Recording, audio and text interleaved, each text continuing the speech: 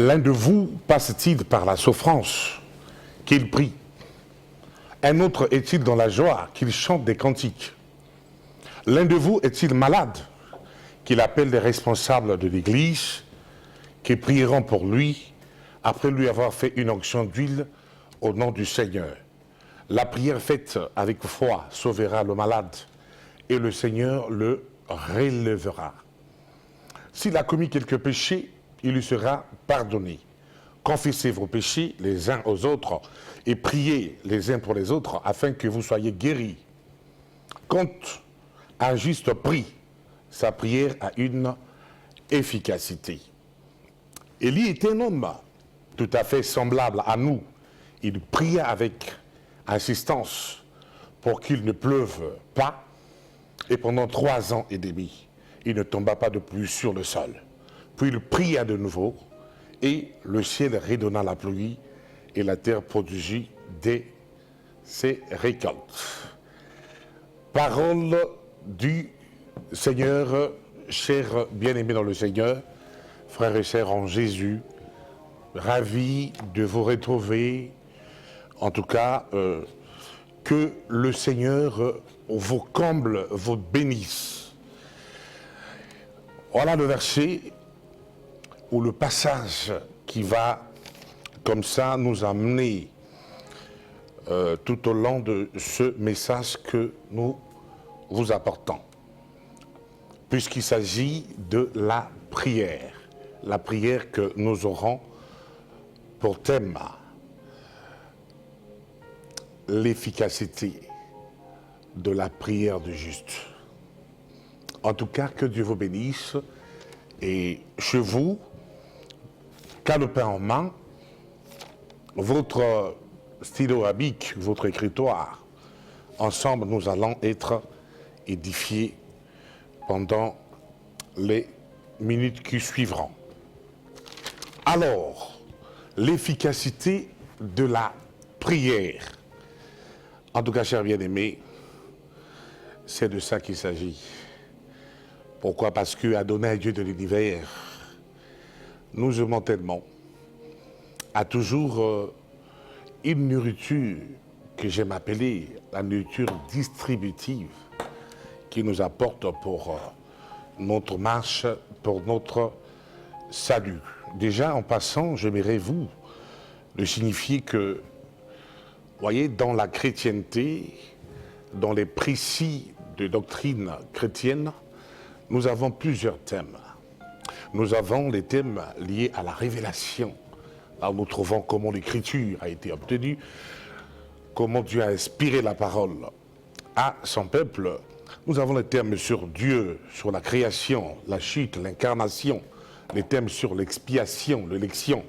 Nous avons les thèmes sur le salut, les thèmes sur la vie chrétienne, l'Église, les thèmes sur les ordonnances ou les sacrements, les thèmes sur la fin d'un temps et l'au-delà.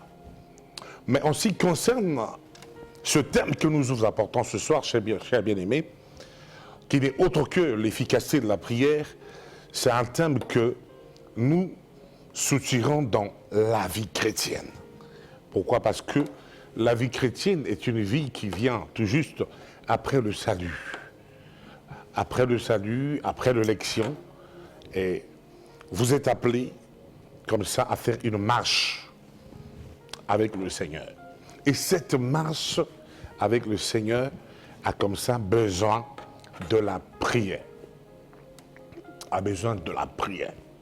Moi, j'aimerais que vous puissiez suivre ce thème avec beaucoup de consécration, avec beaucoup d'attention, parce que je suis convaincu que, bien que nous sommes au début, mais ce thème va vous apporter, en tout cas, une grâce. La prière dans la vie chrétienne et l'efficacité de la prière du juste. Chers enfants de Dieu, vous savez, en vue de notre développement spirituel, je parle bien du développement spirituel, je parle bien de la maturité spirituelle, car en fait, le Seigneur, quand il vous appelle, il est le Dieu de la croissance.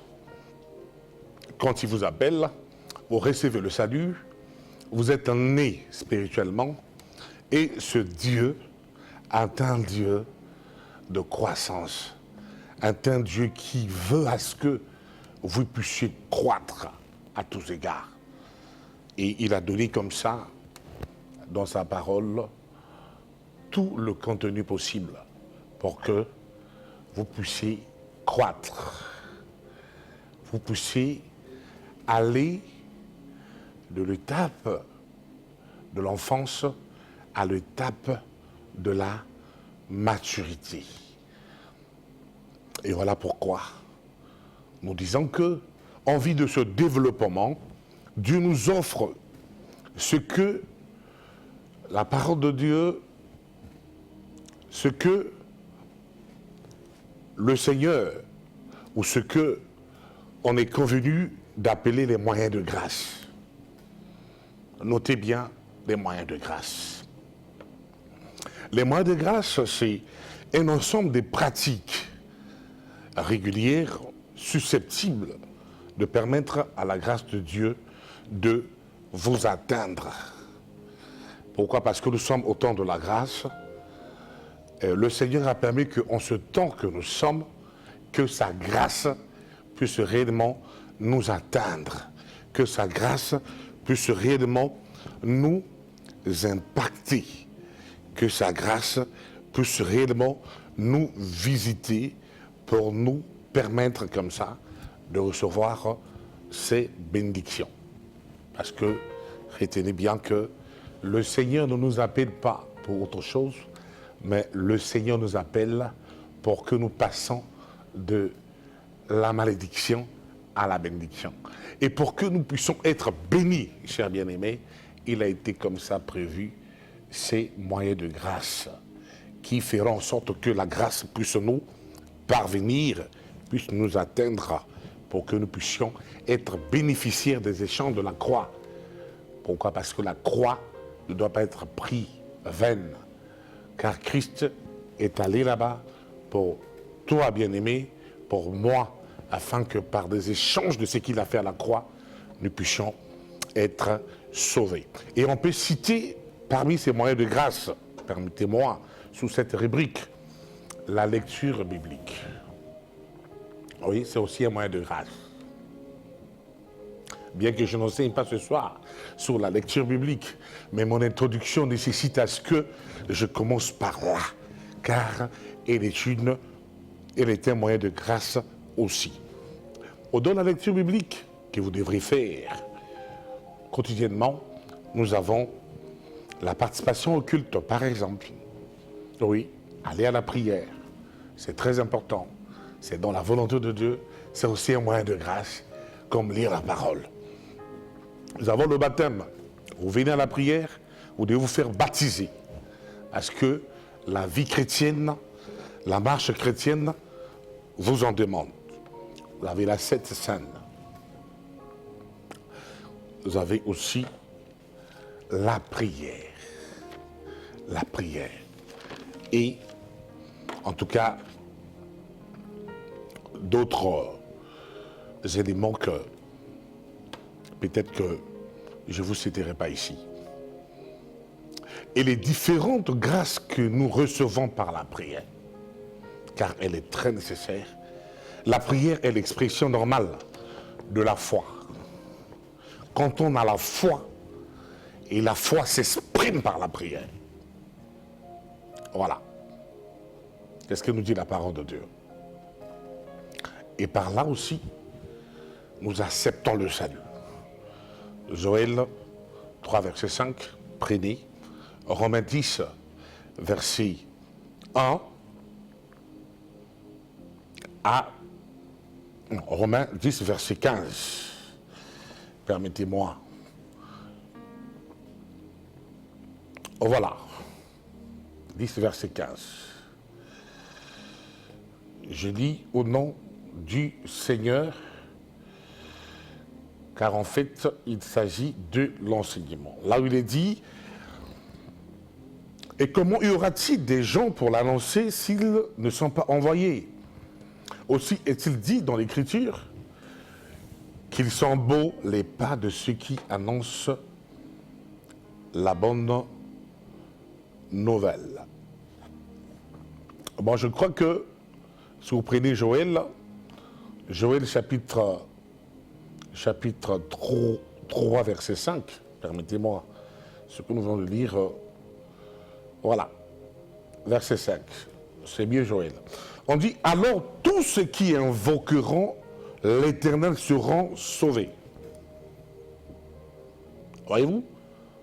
Selon ce qu'a dit l'Éternel, il y aura des rescapés sur le mont de Sion et à Jérusalem, des survivants que l'Éternel appellera. Donc, la prière est l'expression normale de la foi par laquelle nous acceptons le salut, car il est dit, alors tous ceux qui invoqueront l'Éternel seront sauvés. Voyez-vous? Et le publicain, souvenez-vous, repentant, est rentré justifié chez lui après avoir prononcé une prière d'humiliation. Luc chapitre 18, versets 13 à 14, vous pouvez vérifier, vous qui êtes à la maison. La prière est en étroite relation avec notre sanctification. La prière nous conduit. Par elle, nous évitons d'entrer en tentation, car il est dit, veillez et priez afin que vous ne tombiez pas dans la tentation. Par la prière, nous sommes délivrés au jour de la détresse. Psaume 50, verset 15, que je vais peut-être vous donner ici des versets en passant, car il est question ici que nous puissions entrer dans le vif du sujet, et c'est ce qui vous aidera. Psaume 50, verset 15. Voilà ce qui est dit. Il est dit, alors tu pourras m'appeler au jour de la détresse, je te délivrerai et tu me rendras gloire. Vous pouvez prendre aussi Psaume 107, verset 19 pour lire chez vous à la mer. Donc d'autre part, nous devons savoir que l'exaucement de la prière est aussi conditionné par notre obéissance. Psaume 66, verset 18.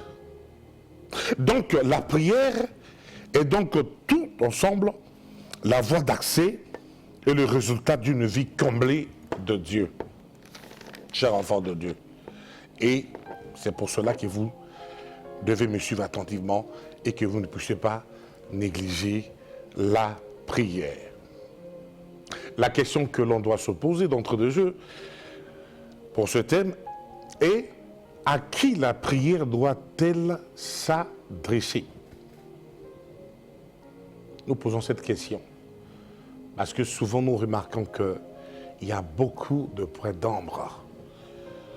Et souvenez-vous, nous sommes là dans profondeur. Et avec profondeur, nous voulons faire tomber ces écailles. À qui la prière doit-elle s'adresser? La parole de Dieu atteste que nous devons adresser nos prières à Dieu. À Dieu. Dieu le Père, si vous voulez bien. Pourquoi? Parce que dans Matthieu chapitre 6, verset 9, Jésus-Christ nous recommande cela. Il dit, quand vous voulez prier, dites, notre Père qui est aux cieux. Il s'agit bel et bien du Père céleste. C'est Jésus qui nous le recommande.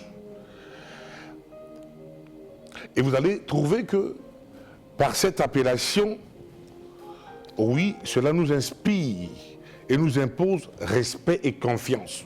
Chers bien-aimés. Parce que quand on vient dans la prière, on ne vient pas envers n'importe qui. On vient parler au Créateur. On vient parler au Dieu Créateur. L'être incréé. Celui qui t'a créé, celui qui m'a créé. Voilà pourquoi Jésus-Christ nous recommande de prier à Dieu le Père céleste. Oui, à cause du respect qu'inspire la prière, à cause de la confiance aussi. qui inspire la prière. Et c'est ce que vous devrez réellement faire.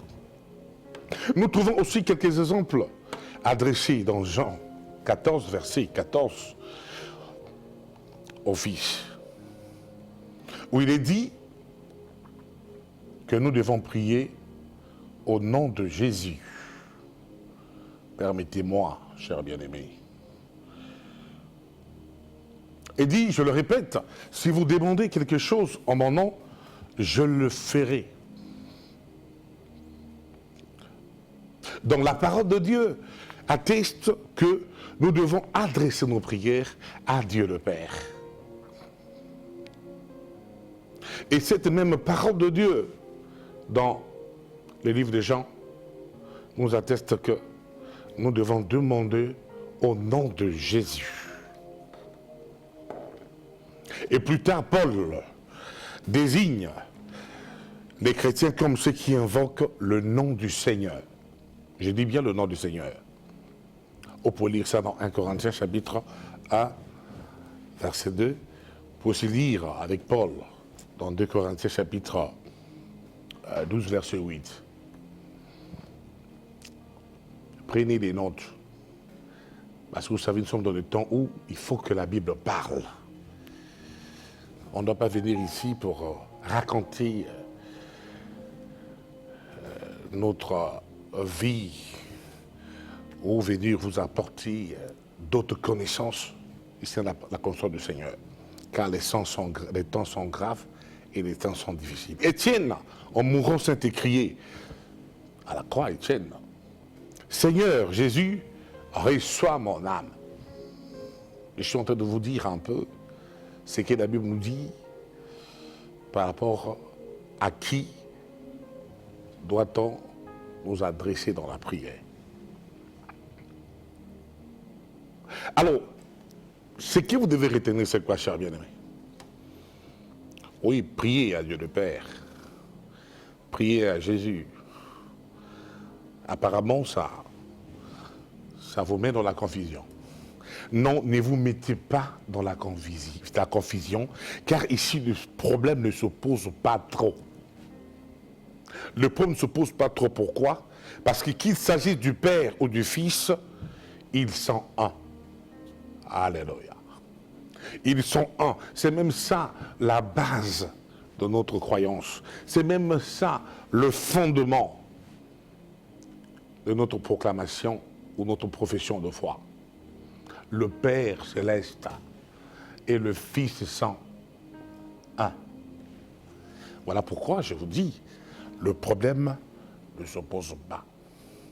Je vous apporte ce que la parole de Dieu nous demande, à ce que nous puissions vous apporter pour que vous soyez tranquilles. Donc, priez le Père Céleste, priez le Fils. Pourquoi? Parce que les deux sont un.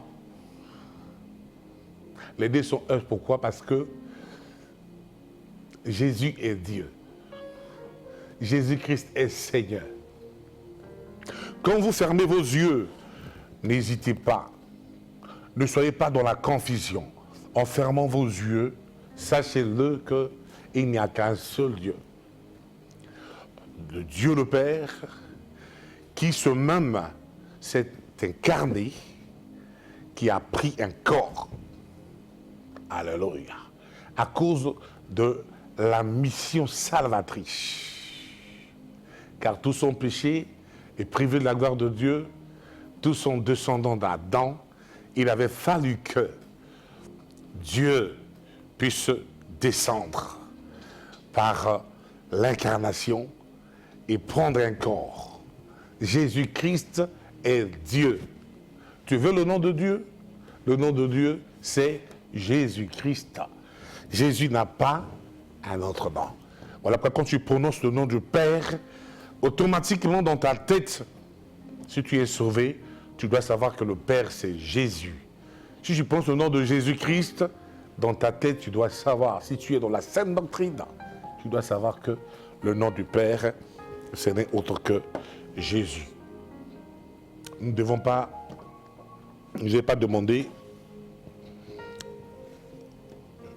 de prier par demander à l'Esprit de Dieu, de demander l'Esprit, de prier à l'Esprit. Je ne vous ai pas demandé. À l'exception peut-être de Ézéchiel. Ça, je vous dis, c'est ce que la Bible dit. Mais sinon, le Saint-Esprit, c'est aussi Dieu, c'est aussi Jésus. Donc, il n'y a pas Dieu le Père, il n'y a pas Dieu le Fils, il n'y a pas Dieu le Saint-Esprit. Je sais ce que je dis. C'est le même Dieu le Père qui s'est incarné, qui a pris un corps pour venir sauver l'humanité, pour venir te sauver. Et ce même Dieu dit que je suis parti, je suis avec vous tous les jours. Parce que Jésus l'a dit, hein, je suis avec vous tous les jours jusqu'à la fin du monde. Il est où Jésus? Il est sous forme de l'Esprit. Voilà, c'est ce même Dieu-là. Tous ceux qui sont appelés à être sauvés, je crois qu'ils ont la révélation. Même s'il ne nous est pas demandé de prier le Saint-Esprit, et de prier au nom du Saint-Esprit, mais ce qui est vrai, c'est que la Bible dit que le Saint-Esprit intercède pour nous. Le Saint-Esprit intercède pour nous. Voilà comment les choses sont claires. Donc, nous devons être catégoriquement dans notre refus d'adresser les prières aux créatures. C'est tellement important, chers bien-aimés. J'insiste là, en ce temps de la fin que nous sommes. Soyez catégoriques. N'adressez pas vos requêtes aux créatures. Aux créatures, je parle des créatures. Mais adressez vos requêtes au Créateur, qui est Dieu seul, qui est Jésus-Christ seul. Évitez d'adresser vos requêtes à d'autres divinités étrangères. Ah oui, aux gens qui se font Dieu, à la tradition, que sais-je encore. Il n'y a le salut en aucun autre nom, si ce n'est au nom de Jésus. Aujourd'hui, il y a des gens, par exemple, je prends l'exemple très simple, qui adressent leur prière à la Vierge Marie, par exemple. Ça, c'est de l'abomination de la désolation.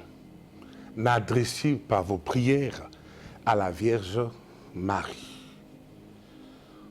N'adressez pas. En tout cas, la parole de Dieu, ma Bible ne m'enseigne pas ça. Et si ma Bible ne m'enseigne pas ça, la Bible qui est la pensée de Dieu ne m'enseigne pas ça, je ne le ferai pas. Car il est dit, ne retranchez pas, n'ajoutez pas. Laissez la Vierge Marie tranquille. Elle n'est bien plus vierge aussi. Parce que elle a été conçue par la vertu du Saint-Esprit. Et après la naissance de Jésus-Christ, Marie n'est plus vierge. Oui. Parce que Jésus a eu encore des frères. La Bible dit que Marie a mis encore au monde après la naissance de Jésus-Christ. C'est nous qui voulons que Marie soit éternellement vierge. Je ne suis pas contre Marie. Je ne viens pas ici aussi pour chercher des buzz, non. Je suis en train de jouer mon rôle parce qu'il y a beaucoup de gens qui sont dans la confusion là, qui sont dans l'abomination et qui iront dans la perdition parce qu'ils seront en train de suivre ce qui n'était pas à suivre.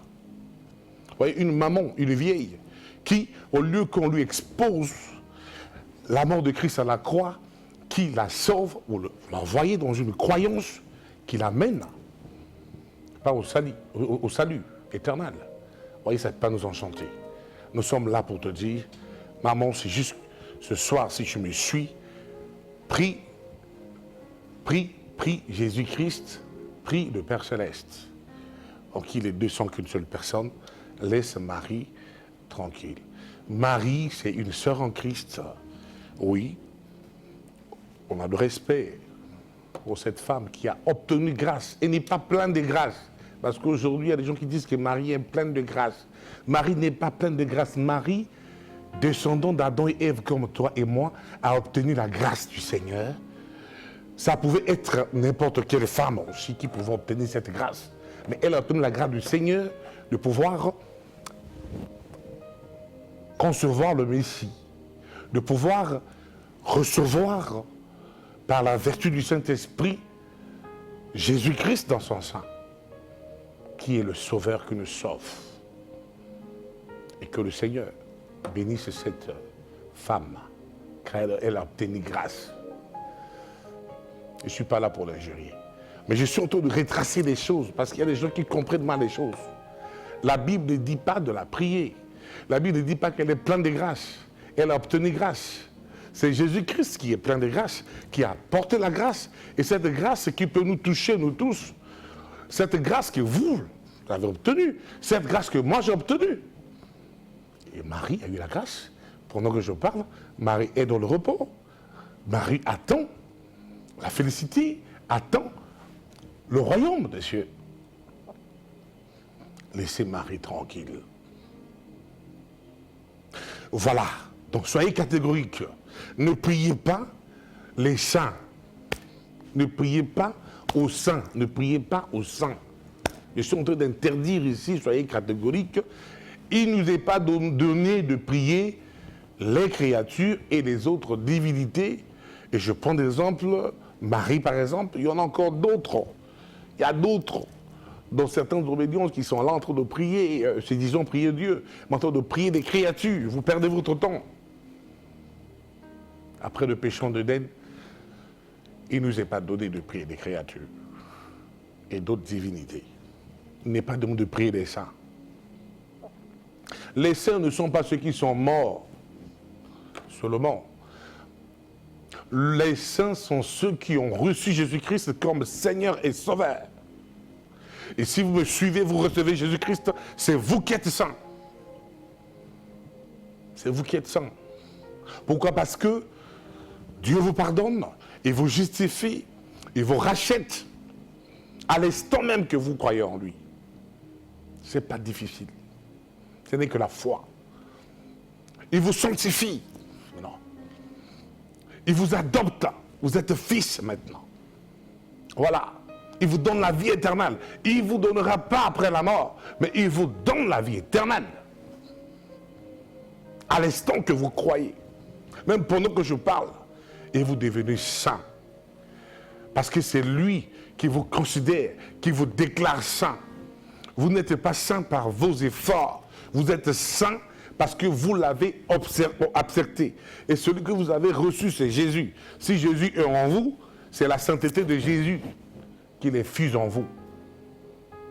Et c'est dans la marche que vous allez vous perfectionner au jour le jour par l'œuvre du Saint-Esprit en vous.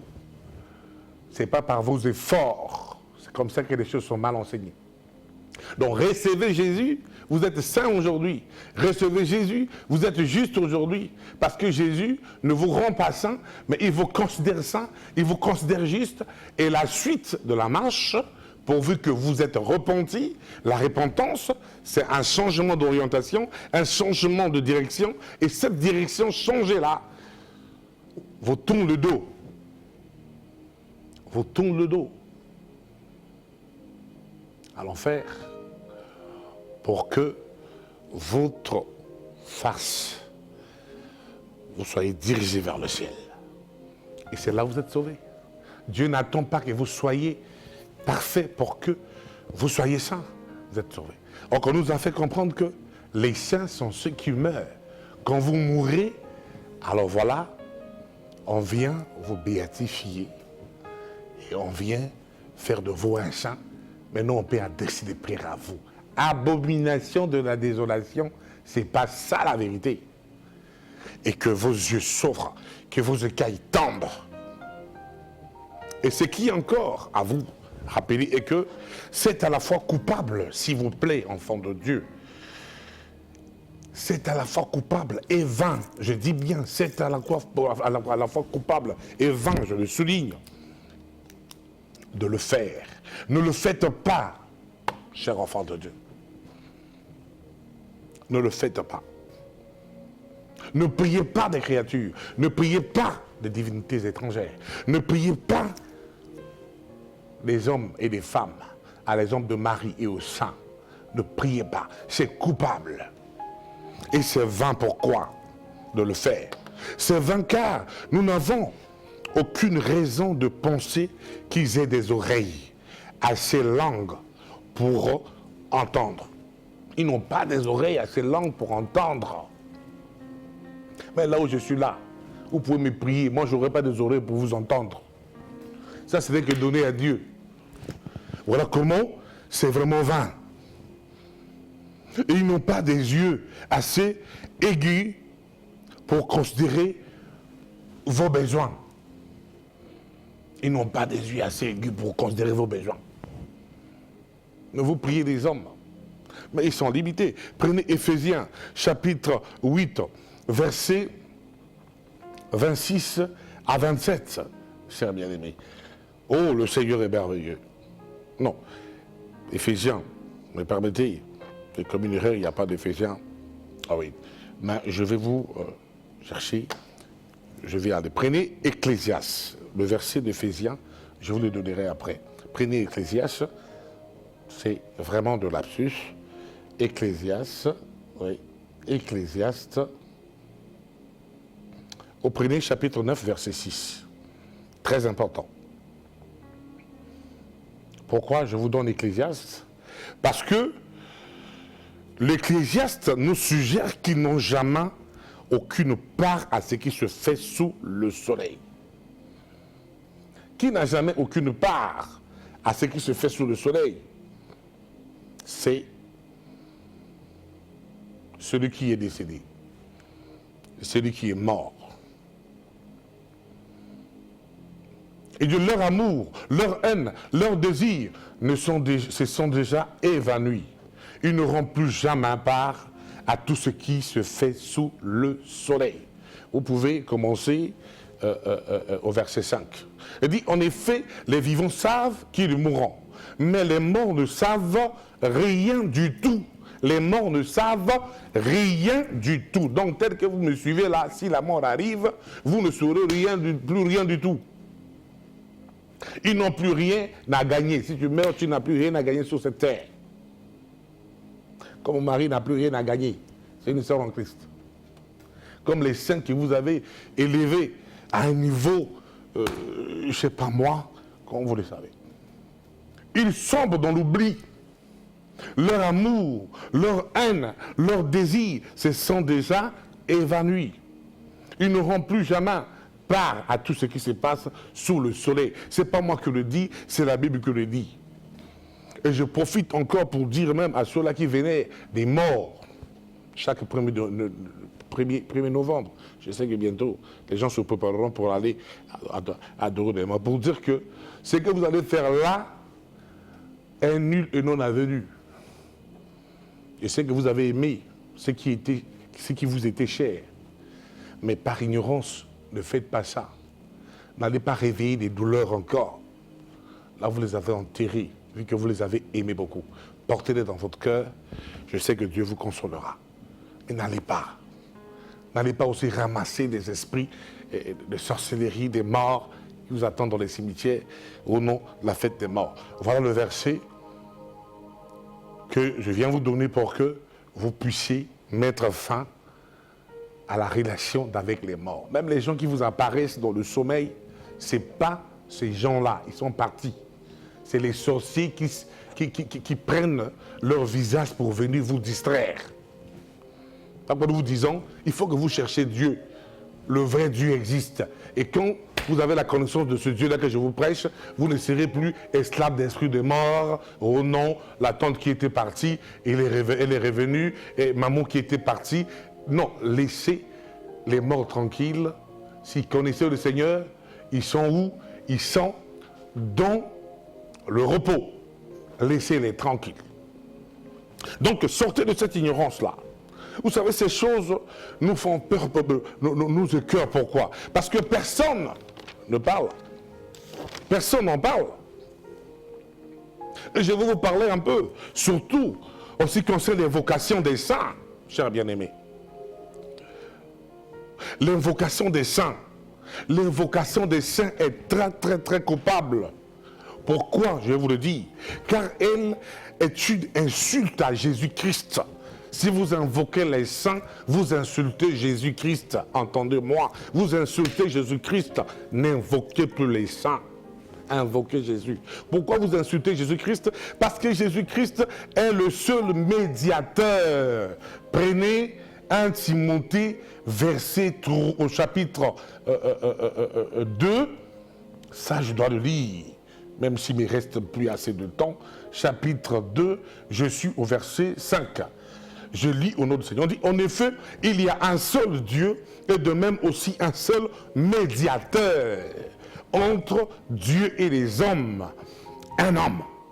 Cet homme s'appelle Jésus-Christ. Donc, quand vous invoquez les saints, c'est vraiment un acte coupable, car cela est une insulte à Jésus-Christ qui est le seul médiateur.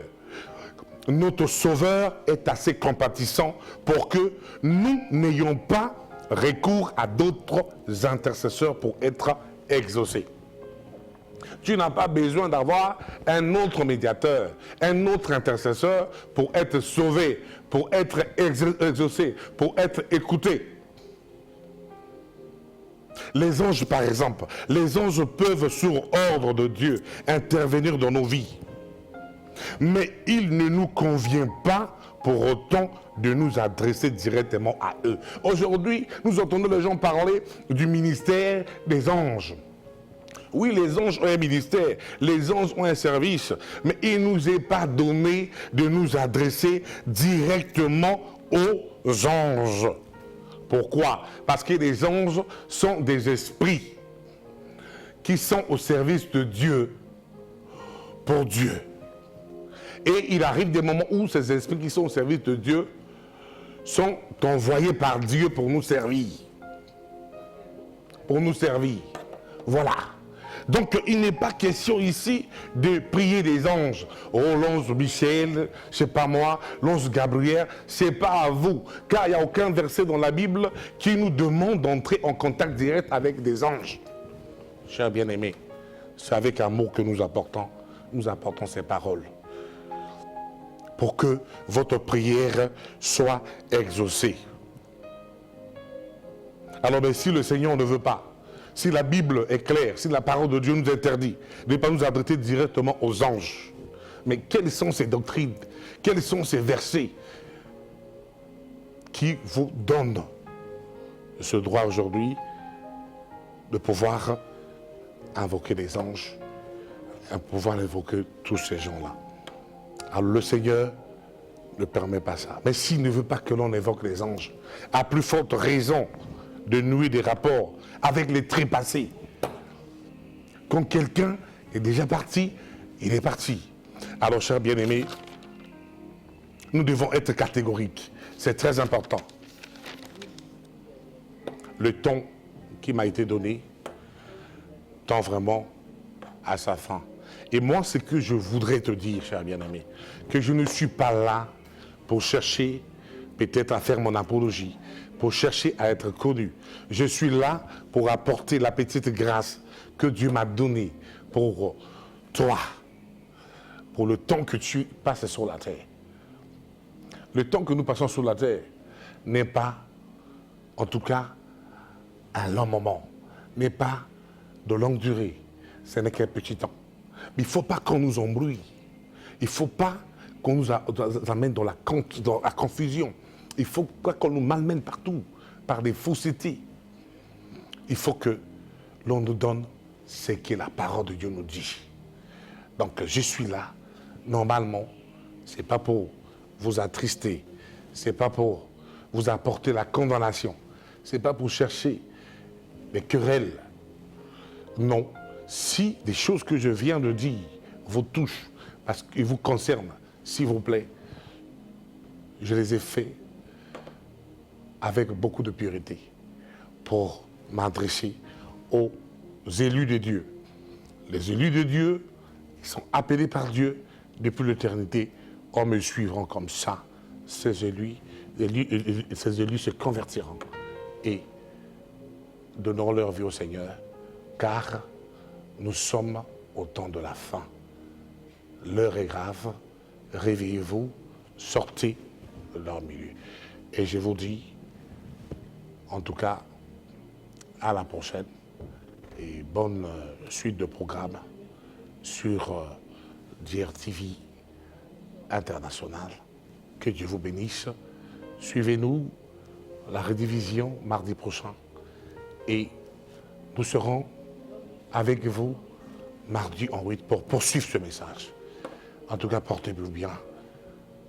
Merci Seigneur.